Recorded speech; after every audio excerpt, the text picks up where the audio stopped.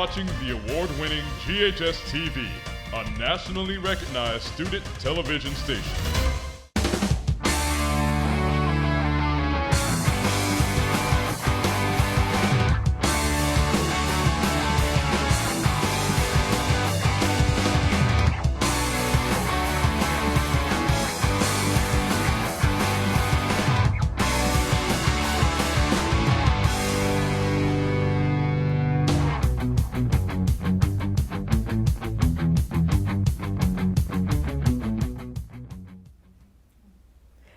Hello and welcome to GHS-TV award-winning talk show Crosstalk. I'm your host, Shiloh Sanders. Each week we discuss important topics to our diverse community. It's curtains up as we look ahead at what will be happening this fall at theaters across Memphis. Theater Memphis has been entertaining patrons for more than 100 years. In addition, actors and stage crews have gained valuable life lessons and a second creative home, thanks to this popular local theater. Joining me today is Becky Casperson, Director, Stage Management, Outreach, and Volunteer Engagement for Theater Memphis. Thank you for joining us today. Thank you for having me. So, you guys just finished The Crucible, which was a sold-out show, and you guys are getting ready to open Blythe Spirit, two totally different productions. How are the plays and musicals selected for each season? Well, we have a play finding committee.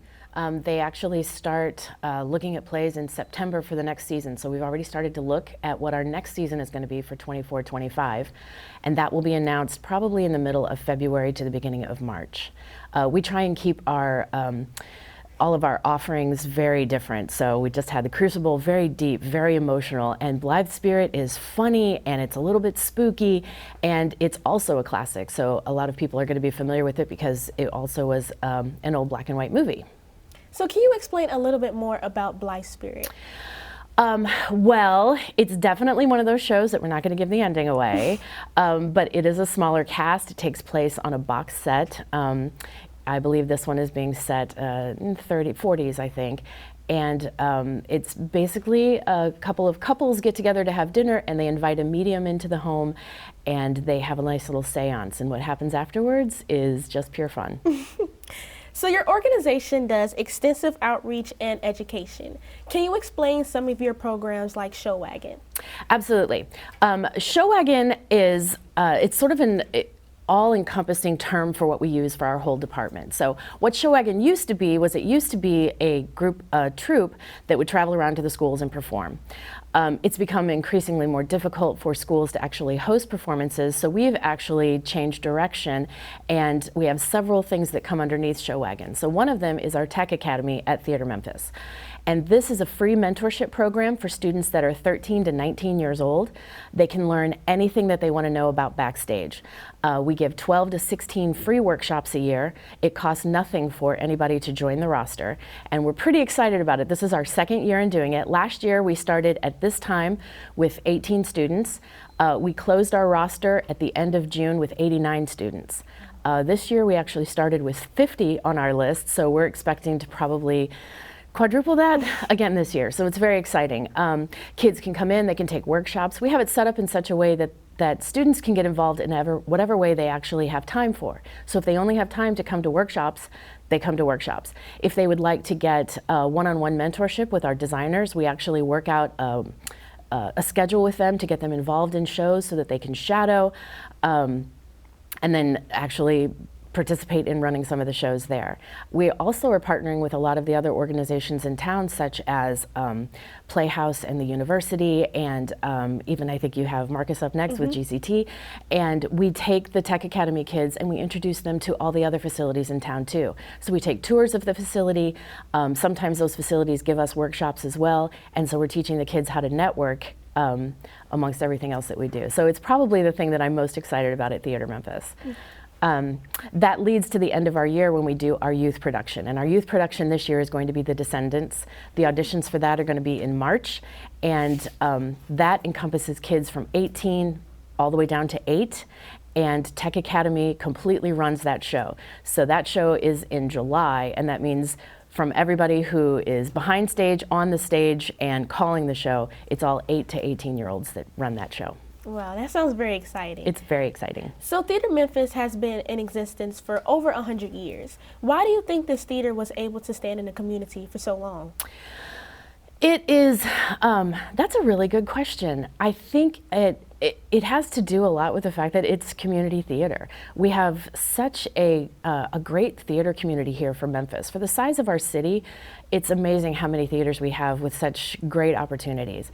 And Theater Memphis, they started down in a stable downtown, and they were just doing one-act plays, and that was 102 years ago now that they started. And it's just grown. It moved from the stables into the Pink Palace. The Pink Palace used to have an indoor pool, and the theater was actually placed in the indoor pool, so it had a rake and people were there, and it was there all the way until into the late 70s, and then they built where we are right now.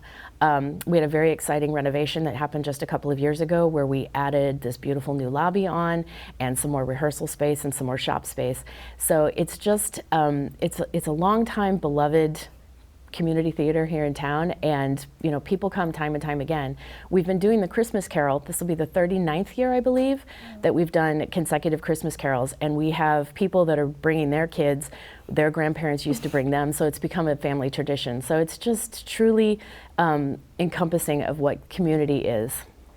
Why do you think it's important for your program to offer opportunities for youth and adults?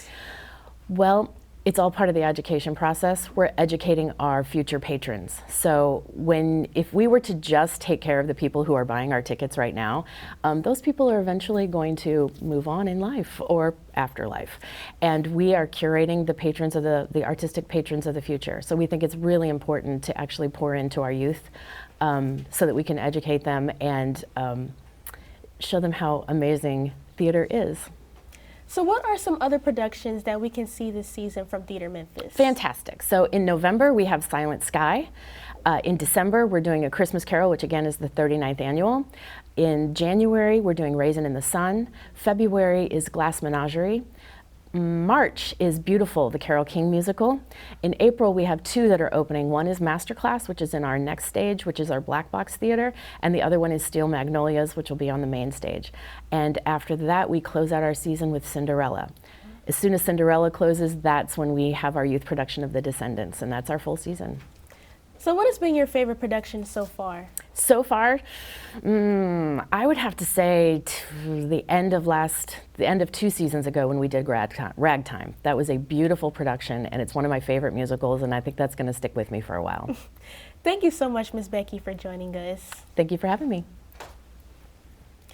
If you would like to know more about Theater Memphis and their full schedule, head over to their website at theatermemphis.org. Up next, we will take a look at a theater striving to make theater education accessible to all.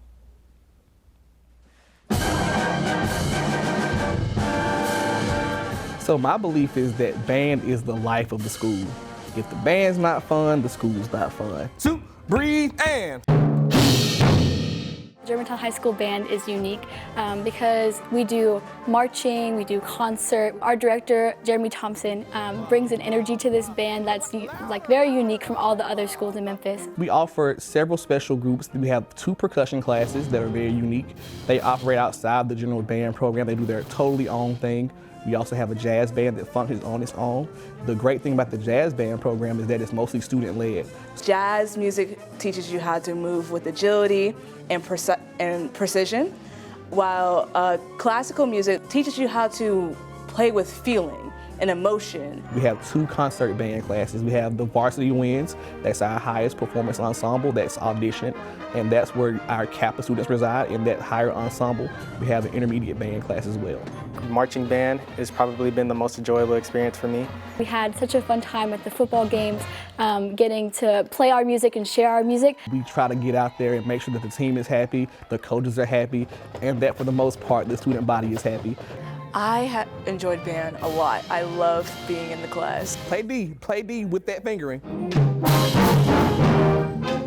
It's very energetic, it's very intense, and I feel like that fits our atmosphere and our community in the band. One major thing we push in band is just being a better person, being able to see something through to the end, cooperation, problem solving, all those lifelong skills you need as a young adult and into your future adulthood. If you're ever hesitant about learning an instrument or think it's really hard to do, yes, it is, but don't be as scared. In this program, you will learn how to play that instrument and you will learn how to develop into a better person. And I think that the band program will be great for you to join. For more information about the Kappa program, visit ghskappa.com or call 755-7775.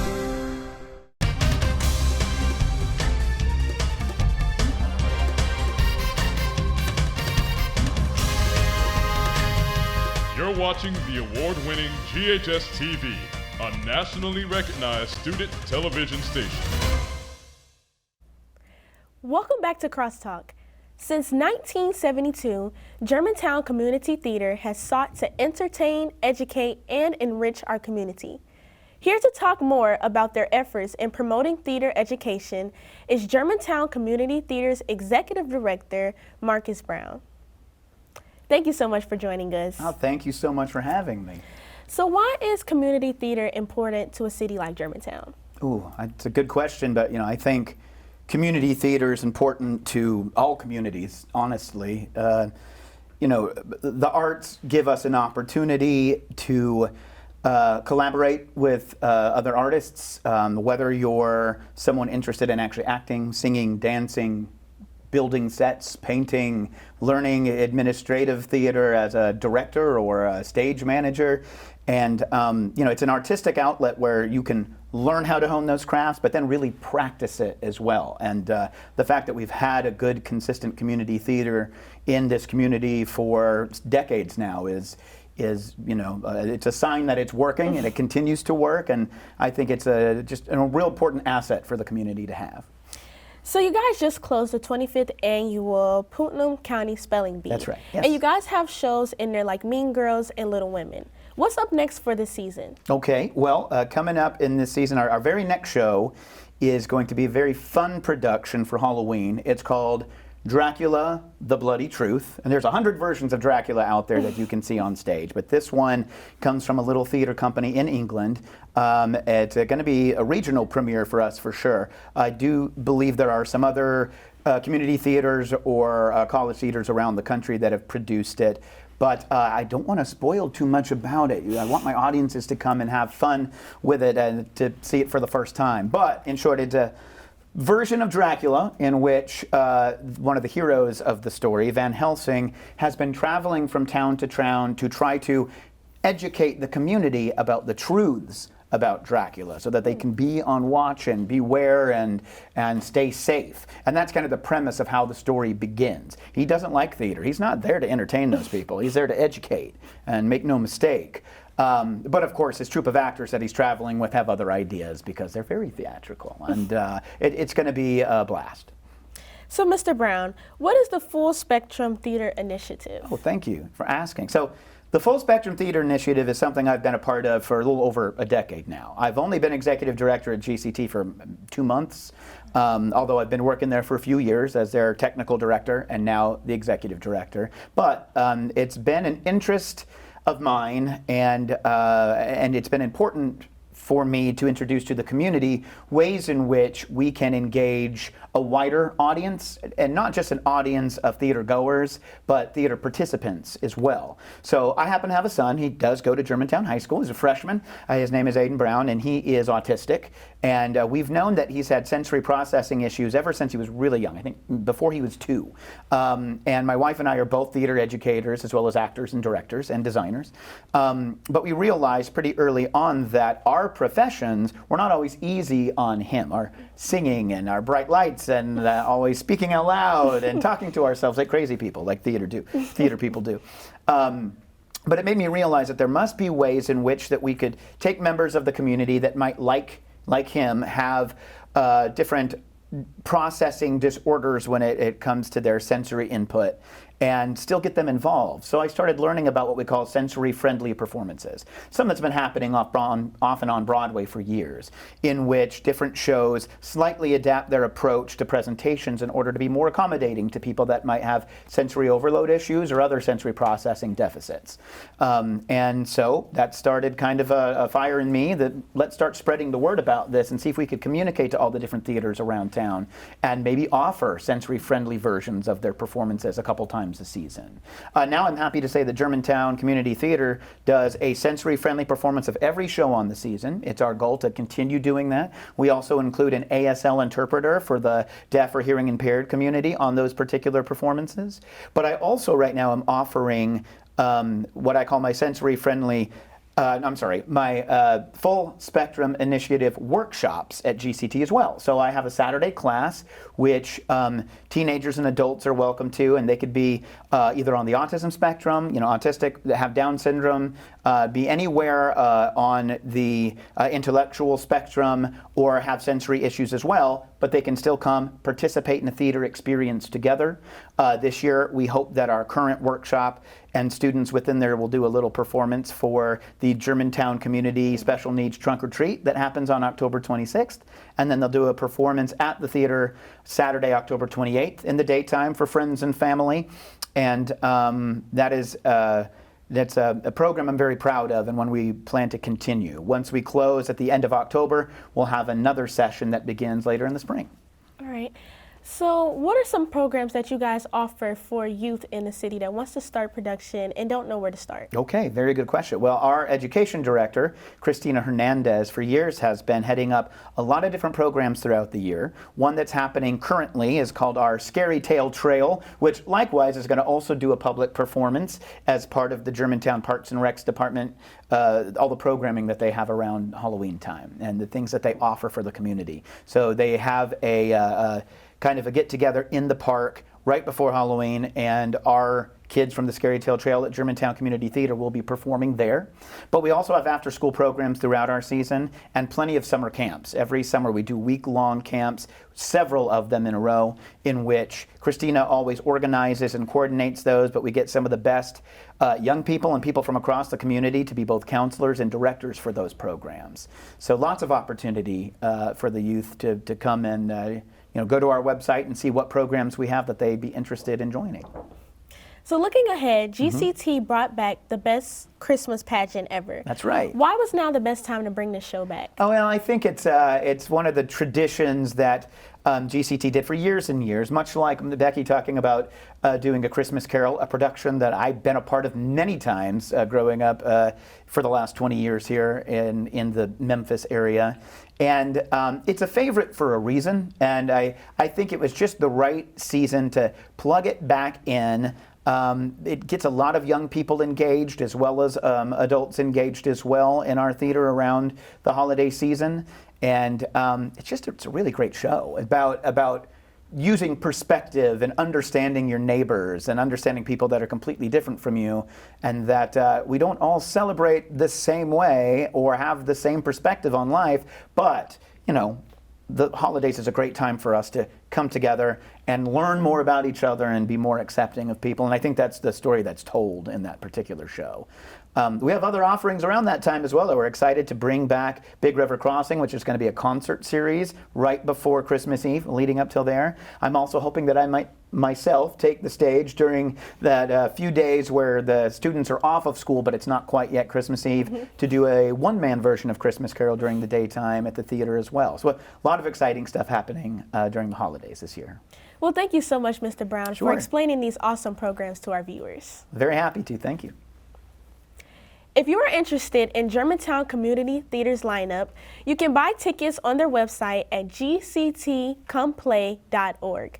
When we get back, things are getting nerdy on the Poplar Pike Playhouse stage. We'll explain after the break.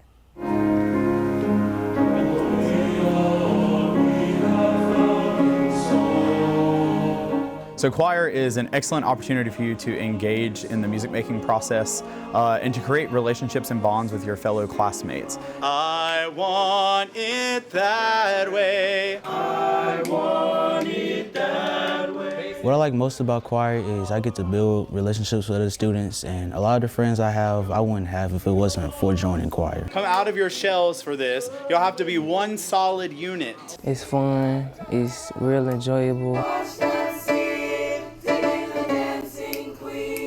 It's not so tense or anything. We're all there to enjoy what we love to do, which is sing. Get what you want, but not what you need.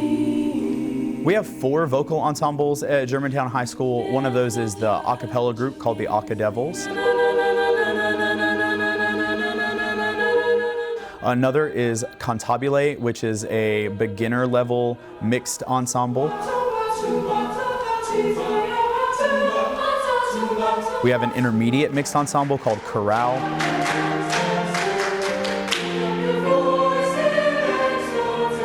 And then the 4th group is Chamber Choir, which is an advanced level SATB mixed group.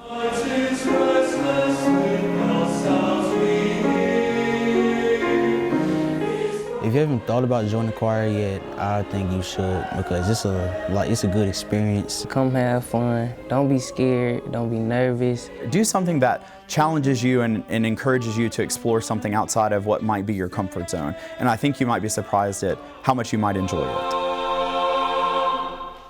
For more information about the Kappa program, visit ghskappa.com or call 755-7775. You're watching the award-winning GHS-TV, a nationally recognized student television station. Welcome back to Crosstalk. I'm Shiloh Sanders. This year marks the 30th anniversary of The Nerd on the Poplar Pike Playhouse stage. How fitting that just in a few weeks, a new cast will bring this hilarious comedy to life once again. Joining me to talk about the production is GHS theater teacher Chad Hoy and lead actor Tyler Curry. Thank you so much for joining us today.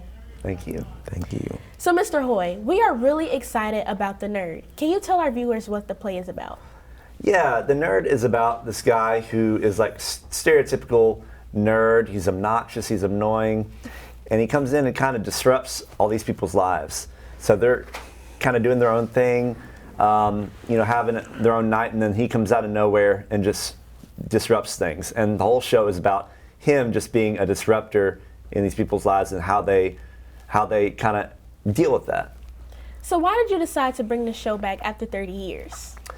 It's a classic. It's hilarious, and it just kind of happened to, like, I was looking at doing it, and I didn't realize at the time when I picked it, it was the 30th anniversary. I found that out after the fact, and so it's just kind of a cool coincidence. We'll just poke a new one. Were there any changes that you had to make to the show due to the time difference with the set or the script or anything like that?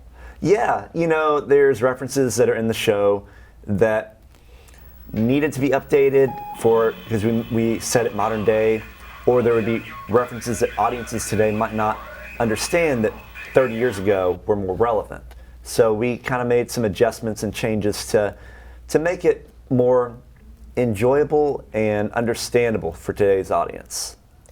So Tyler, you're one of the lead actors in this play. Can you tell us a little bit about your character?